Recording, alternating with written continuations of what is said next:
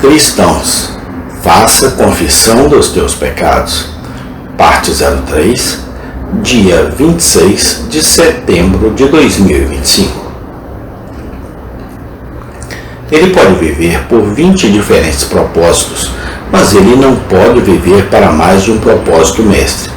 Pode ser apenas um propósito mestre em sua alma, mas Balaão trabalhou para servir a dois. Isto era como o povo de quem foi dito: eles temeram ao Senhor e serviram outros deuses, ou como Rufus, que eram pão do mesmo fermento. Para você, saiba que nosso velho rei Rufus pintou Deus em um lado de seu escudo, e o do outro, o diabo, e tinha por baixo o lema: pronto para os dois. Quem pode? Há muitos que estão prontos para ambos. Eles encontram um ministro e quão piedosos e santos eles são. No sábado, eles são mais pessoas respeitáveis e corretas no mundo, como você pensaria. Na verdade, eles efetuam uma fala arrastada que eles pensam ser eminentemente religioso. Mas, em um dia de semana, se você quiser encontrar os maiores bandidos e trapaceiros, eles são alguns daqueles homens que são tão hipócritas em sua piedade. Agora, tenha certeza, meus ouvintes e leitores, que nenhuma confissão de pecado pode ser genuína, a menos que seja de todo o coração. Não adianta você dizer: eu pequei, e então continua pecando.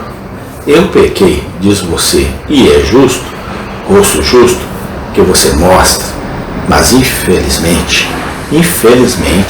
pelo pecado que você irá embora e cometerá. Alguns homens parecem ter nascido com dois personagens. Comentei quando, na biblioteca do Trinity College, em Cambridge, uma bela estátua de Lord Byron. O bibliotecário me disse: fique aqui, senhor.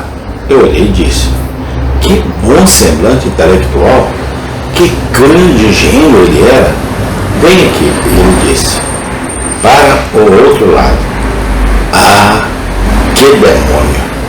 Lá está o homem que poderia desafiar a divindade?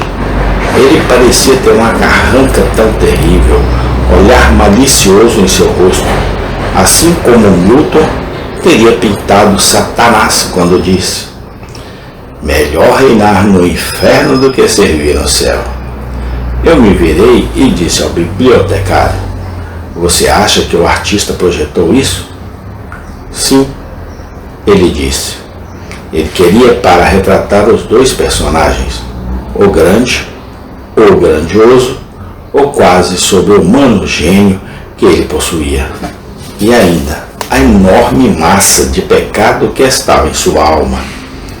Existem alguns homens e mulheres aqui do mesmo tipo? Eu ouso dizer, como Balaão, eles derrubariam tudo em discussão com seus encantamentos. Elas poderiam fazer milagres, e ainda ao mesmo tempo algo sobre aqueles que revelam um caráter horrível de pecado. Tão grande quanto aquele que parece ser seu caráter para a justiça. Balaão, você sabe, ofereceu sacrifícios a Deus sobre o altar de Baal. Esse era exatamente o tipo de seu personagem. Muitos o fazem.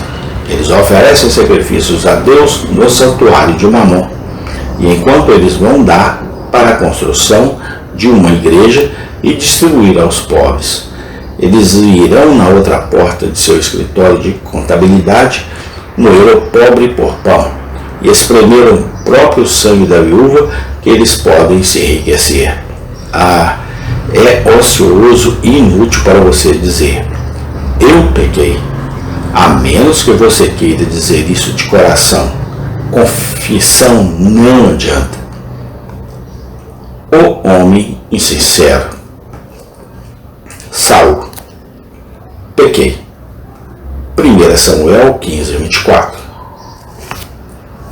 3. E agora um terceiro caracteres E um terceiro texto, no primeiro livro de Samuel, o 15º capítulo e versículo 24. E Saul disse a Samuel: pequei. Aqui está o homem sincero, o homem que não é como Balaão, até certa medida, sincera em duas coisas, mas o homem que é exatamente o oposto, que nenhum ponto proeminente em seu caráter, mas é moldado eternamente por circunstâncias que estão passando por cima de sua cabeça. Tal homem era Saul. Samuel o repreendeu e disse: pecou.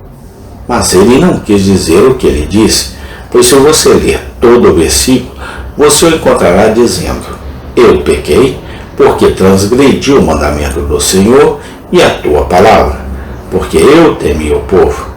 O que era uma desculpa mentirosa. Saul nunca temia ninguém. Ele estava sempre pronto o suficiente para fazer sua própria vontade. Ele era o déspota. E pouco antes de ele ter pedido outra desculpa, que ele havia salvado os novilhos e cordeiros para oferecer a Jeová e, portanto, ambas as desculpas não poderiam ser verdade. Vocês se lembram, meus amigos, que o mais destaque no caráter de Saul era sua falta de sinceridade? Um dia ele tirou Davi de sua cama, como pensado, para matá-lo em sua casa. Em outra ocasião, ele declara: Deus me livre de fazer algo contra ti, meu filho Davi. Um dia, porque Davi salvou sua vida, ele disse: tu és mais justo do que eu, não farei mais isso. No dia anterior, ele tinha ido para lutar contra seu próprio genro a fim de matá-lo.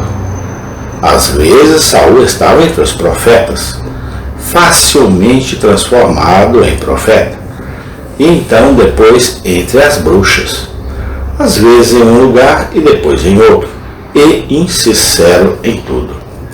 Quanto desses temos em cada cristão? Conjunto, homens e mulheres que são facilmente moldáveis?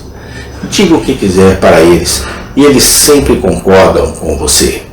Eles têm disposições afetuosas, muito provavelmente uma consciência sensível, mas então a consciência é tão notavelmente terna que, quando tocado, parece ceder, e você tem medo de sondar mais fundo. Ele cura assim que é ferido. Acho que eu usei a comparação muito singular, uma vez antes, que devo usar novamente. Há alguns homens e mulheres que parecem ter corações de borracha. Amém. Tem continuação. Obrigado, Senhor, porque até aqui o Senhor tem nos ajudado e tem nos abençoado. Louvado e exaltado seja o teu santo nome. Amém e amém.